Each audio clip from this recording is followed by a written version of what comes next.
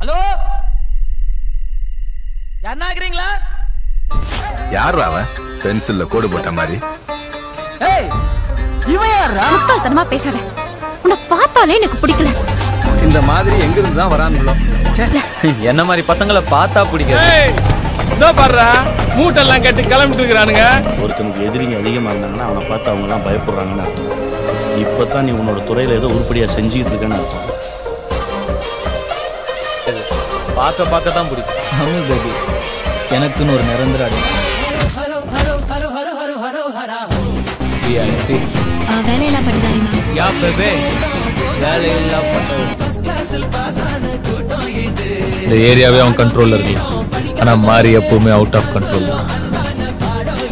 யார் இடத்துல வந்து யார் சீன் போடுறது செஞ்சிருவேன்.